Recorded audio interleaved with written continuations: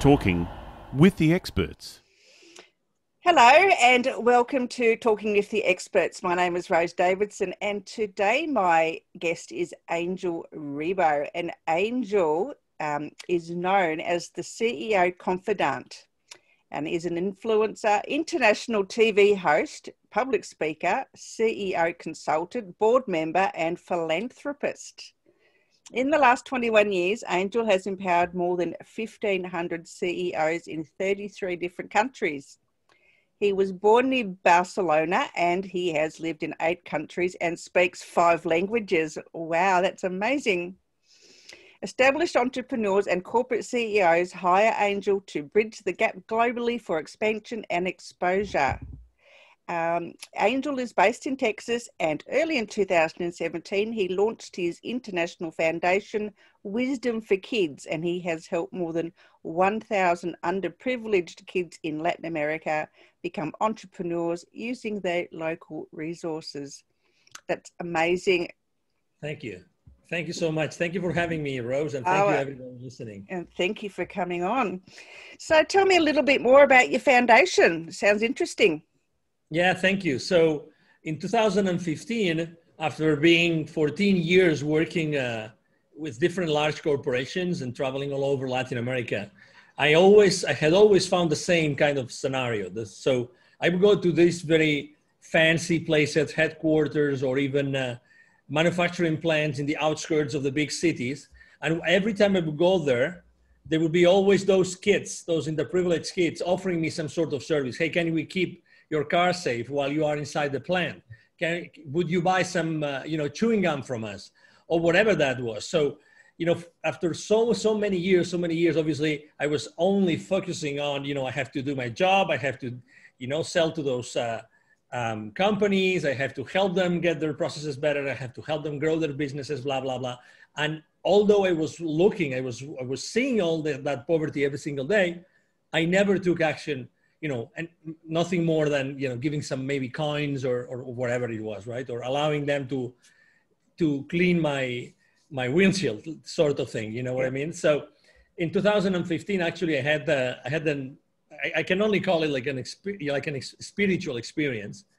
And it was very clear to me that all this experience of, reaching out and working with these very high level people all over the continent, and at the same time seeing all these very underprivileged, the lowest of the lowest in the continent, there was a reason. There was a reason why I had developed, this awareness and at the same time, this ability to deal with these people.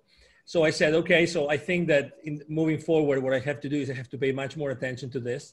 I started doing some research. I reached out to a couple of friends, and magically, after joining forces and developing for a couple of years a workshop that we thought could help kids change their lives in a very short period of time, we started, piloting, proof testing our workshop, and then we started to deploy it. And then, well, unfortunately, COVID started and we had to stop. But the good thing about it is that we definitely learn a lot about poverty and a lot about how to teach entrepreneurship that we have been learning and teaching to other business owners for so many years, teaching it to the most underprivileged people in the continent. And so we're talking about 81 million kids in Latin America alone that live under the threshold of poverty. And 22 million of those, they have no drinking water any place close to where they live. That's amazing. So they have to walk every day. They have to walk X number of miles just to get water to drink every day. Wow. That's a real eye-opener for somebody who's like in the high up corporate world, and to witness that. I think that's it is definitely a calling. Yeah, exactly. And the good thing always, obviously, number one, you have this idea, you have this epiphany. Number two, how do you make it happen, right? Yeah. And then I think, I was able to bring also, I mean, obviously to convince this, that we are three co-founders, and also one of them was extremely, well, two of us were coming from the business world, like seasoned business people for many years, helping other businesses grow. And this other gentleman, who is actually the father of the other co-founder, and he had been educating teachers in the entire Latin American continent for 50 years. So he really knew how to teach teachers, how to train teachers. And he chose a couple of PhD students of his to develop the training, the workshop that we right now deliver to the kids in need in Latin America. Wow, amazing stuff. Thank you. Amazing stuff. And so I guess my question would be, how is teaching CEOs of great corporations, is it any different to teaching these young kids as to become entrepreneurs? Yes. Well, there's typically the kind of services, as you said very well in the beginning, I typically help those CEOs to expand their businesses internationally. So basically, we put in place some, strategies and specific processes in place in order to help them expand or develop their businesses internationally, and also to expose their brands, their services, their products, etc. So obviously, they both go hand in hand. And it can be both. It can be corporate CEOs, but it can also be established entrepreneurs. We tend to think, number one, the entrepreneurs tend to think that going internationally is as easy as just sending some emails abroad, right? So, no, someone will grab the net, you take a net, right? And someone will maybe, bite the bait, and then, they will be our clients. That's one way to do it, right? I mean, I think that you are kind enough and obviously sensitive enough to reach out to people outside your own country. And I do that all the time, as you can imagine. But not everybody thinks the same way.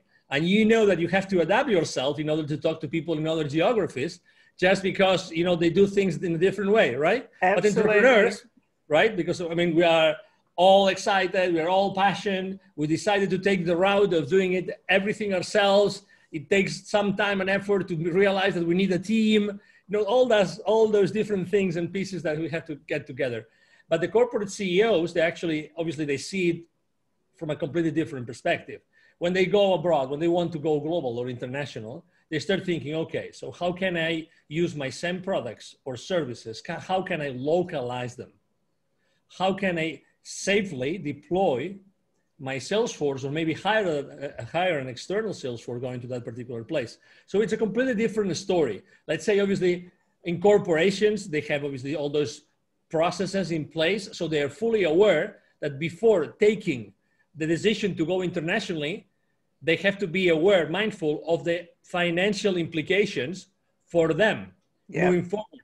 So it's kind of two different stories, corporations or established entrepreneurs, but both, what they have in common is that they really want to keep on growing and offering value through their products and services to people in other geographies. They believe that what they are already offering locally in their backyard can and will provide, value to other people in other geographies. And they are right.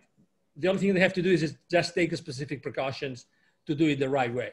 Yeah, I agree. It's a huge learning curve for a startup or an entrepreneur that's wanting to expand their business, whether it to be interstate or globally. They have to have a totally different mindset. They have to have obviously the resources behind them, but as you said, it's not just like you send an email to somebody and next thing you have a global market. Unless you're very, very lucky, it doesn't work that way. Correct. Yeah, I totally agree with you. And also, we both live in very large countries. Yes. Right? Many different states and many different cities and many different cultures. I can definitely tell you that someone from Texas is completely different to someone from California. Yeah. And I'm sure that relates to you. It's the same thing for you. People from the north and from the south are different, and people from the east and from the west are different, right? Absolutely. Exactly. So it's funny because there's certain things about expanding nationally, which are also common to expanding internationally. Like, how am I going to monitor groups of teams that they're working remotely? Now everybody's remotely and it's different. But up until today, still, it was a challenge for someone that wanted to expand. I'm 500 miles north. I'm going to have an additional sales office with one director and 3-4 sales reps, and then a couple of engineers, whatever that was. And, and we're gonna dominate that territory as well. It doesn't work like that, right? It doesn't work like that. No. Expanding, just the meaning of expanding, involves many different things. So if you add into that, not only the distance, the time zones, but also the culture, right? The culture, yes. That intrinsic ingredient of us as humans, and you were talking about, exactly this, the current state of affairs, just before we started our conversation, right? Yeah. The current state of affairs, what's happening in the world, right? I mean, some states are in lockdown, some others are not, some countries are, some others are not. There's a whole huge variety. It's like, it's like a big, massive, puzzle in the world right now and every country and every government is doing different things. So just consider that in the framework of conducting business. And obviously there's still services that have to be provided regardless of what's going on from a political or economic perspective, and go to LinkedIn, for instance. Go to LinkedIn.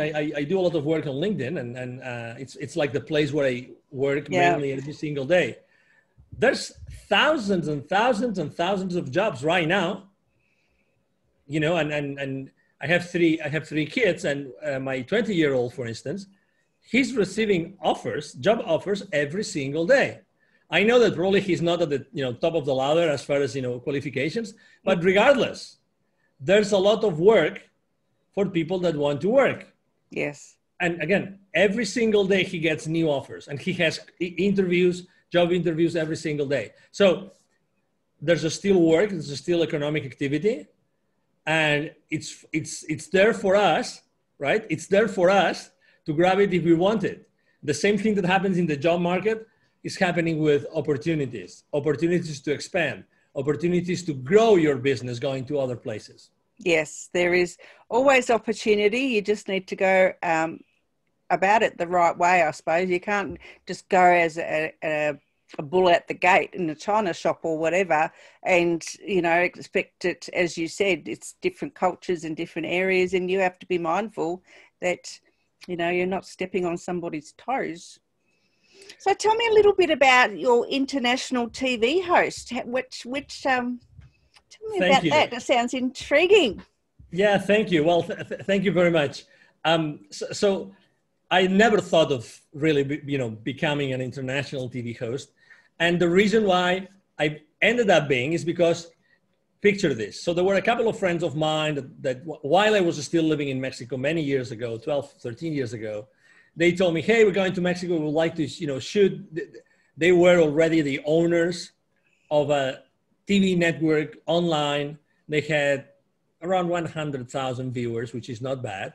It's not bad at all. So subscribe to the channel in just one of their outlets, in total around 200,000.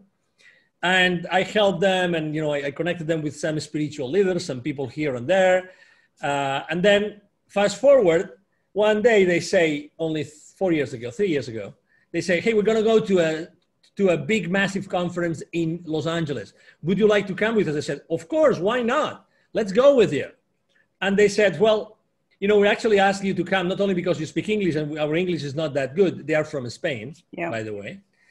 So we would like you to actually, first of all, we would like to help us find, within the framework of the conference, potential guests. Yep. I said, okay, I'm going to do it. And then after 30 minutes of having found a few guests, guess what? They asked me, would you mind conducting the interviews in English? Would you mind doing it? Literally, that's exactly what happened. I said, okay, let's do it. Why not? And I will never forget the first person ever I interviewed.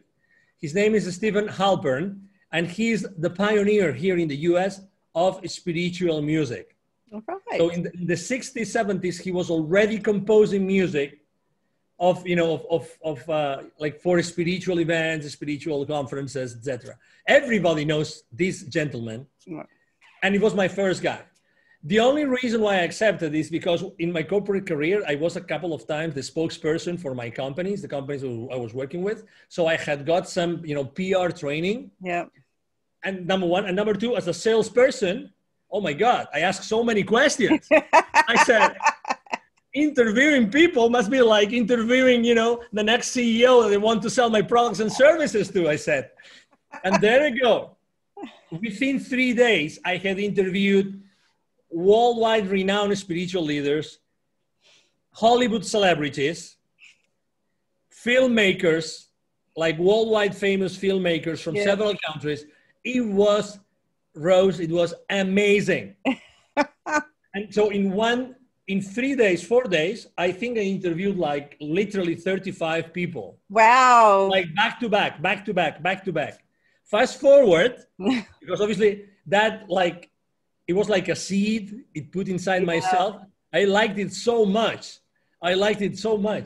That I kept on working with them. They told me, hey, why don't you become actually our supplier, our ally here in the US? Why don't you help us expand our business in the US?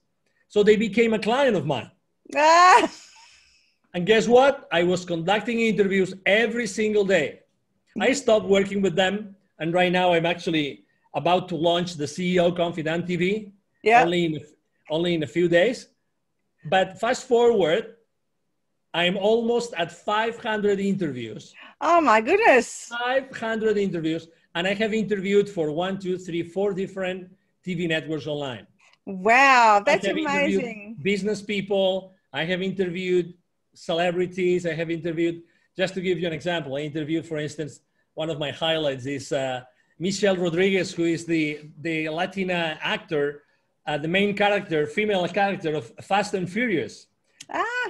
The saga. So next time next time you go to the movies or you rent the movie, the Latina girl, Michelle Rodriguez, I had the pleasure, the blessing of interviewing her. That's one of them. Another person very famous is Les Brown, the famous motivational speaker. Yeah, I've heard of him. Yeah.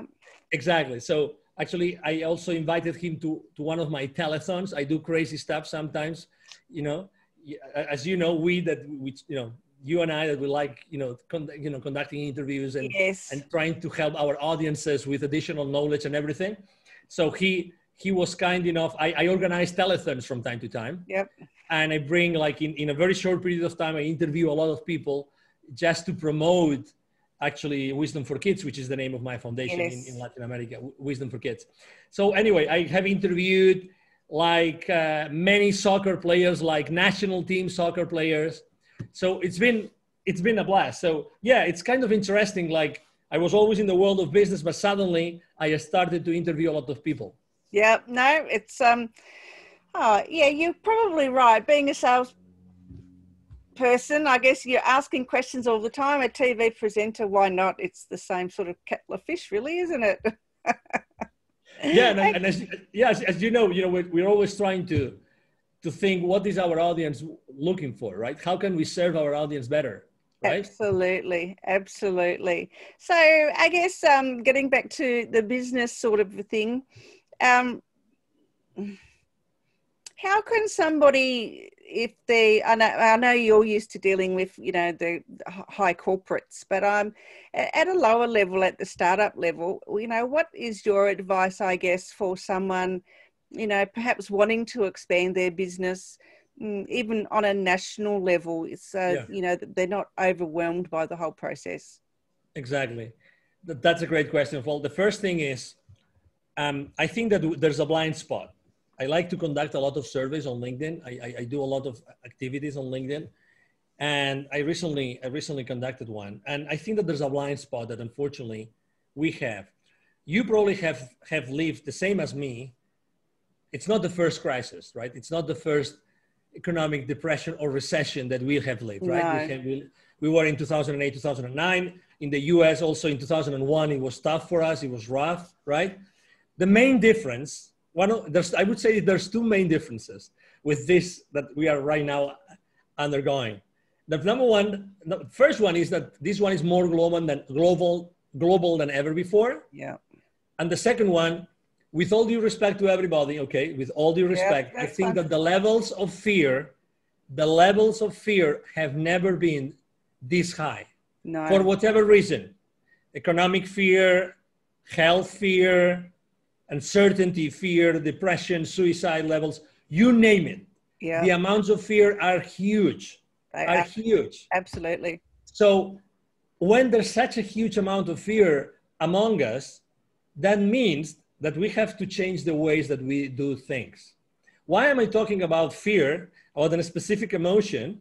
Is because at the end of the day, when we conduct business, Rose, we are conducting business with people.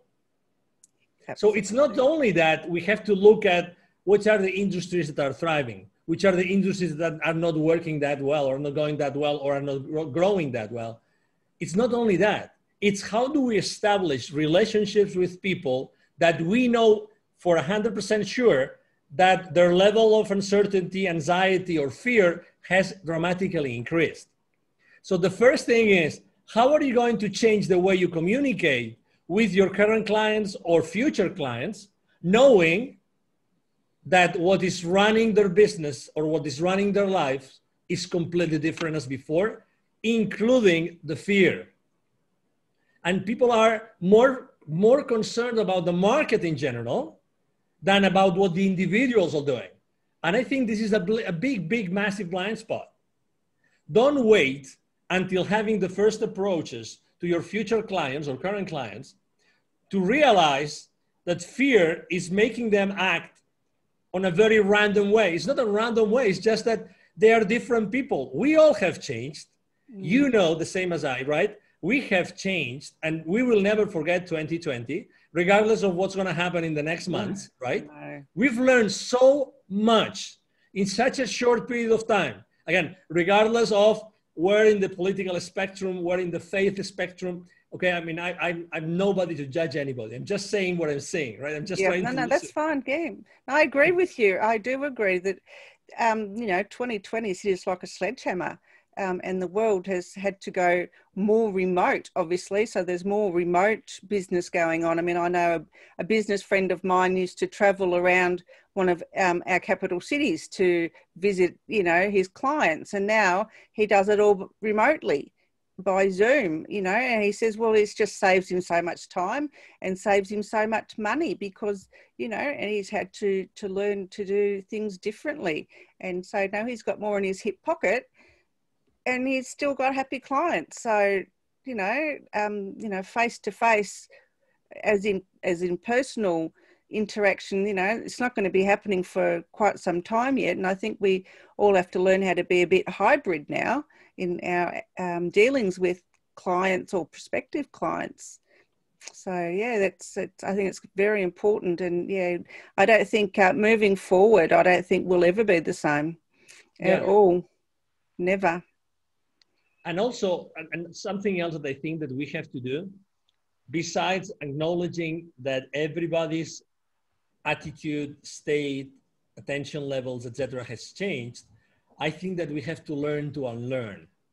We have to learn to unlearn. I think that there's a lot of things that we have to unlearn in order to be able to serve people better.